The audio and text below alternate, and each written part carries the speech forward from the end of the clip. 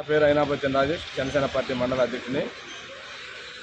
గత 13వ తారీఖు జరిగిన ఎన్నికల్లో భాగంగా రేపు జూన్ 4వ తారీఖు ఒక ప్రపంచం ఏర్పడిపోతుంది. ఎందుకంటే రాష్ట్రంలో అత్యధిక శాతంగా పోలింగ్ నమోదవడం దీనికి నిదర్శనం.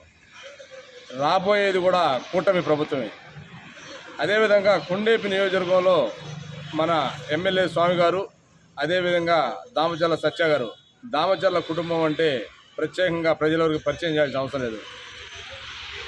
కొన్ని సంవత్సరాల రాజకీయ చరిత్ర కలిగిన దామచర్ల కుటుంబం సింగరాయకొండ మండలం కొండేపి నియోజకవర్గానికి అహర్నిశలు కష్టపడి ఈ కొండేపి నియోజకవర్గ ప్రజలతో పాటు సింగరాయకొండ మండల ప్రజల మీద ఒక ప్రత్యేకమైనటువంటి శ్రద్ధ చూపి ప్రతి గ్రామంలో మంచినీళ్ళు కానీ, సీసీ రోడ్లు కానీ ఆయా ప్రాంతం అంతా అభివృద్ధి చేసింది దామచర్ల కుటుంబం అనేది ప్రతి ఒక్కరికి కూడా తెలిసిందే.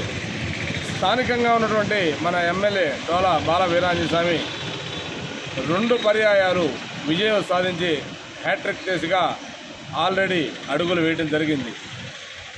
కాబోయే ఎమ్మెల్యే, అదేవిధంగా కాబోయే మంత్రిగా కూడా కొండేపి నియోజకవర్గ ప్రజలు చూడబోతున్నారు త్వరలోనే.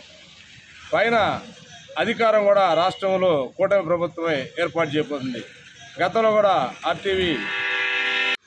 ఆర్టీవీ ఛానల్ ప్రకాష్ రావు గారు రాబోయేది కూటమి ప్రభుత్వం, కొండేపి నియోజకవర్గం ఎమ్మెల్యే హ్యాట్రిక్ కొట్టబోతున్నది గతంలో చెప్పడం జరిగింది. అంతేకాకుండా వైసీపీ చెప్పేది ఏంటంటే తాటకం పొడకం కనీసం ఎలక్షన్ ఓటింగ్ లెక్కింపు కోసమైనా వాళ్ళు ఉండాలనే ఒక ఉద్దేశంతో మనకి 152, 175 అని చెప్తుంది. కానీ ప్రజలు ఆల్రెడీ డిసైడ్ చేశారు. ప్రతి బూత్లో కూడా వైసీపీకి 4 ఓట్లు వేస్తే కూటమి ప్రభుత్వానికి 100 ఓట్లు రాబోతున్నాయి. అంటే మరి బంపర్ మెజార్టీతోటి కూటమి ప్రభుత్వం స్థాపించబోతుంది. జూన్ 4 సాయంత్రానికల్లా ఆంధ్రప్రదేశ్ రాష్ట్ర ముఖ చిత్రం మారబోతుంది.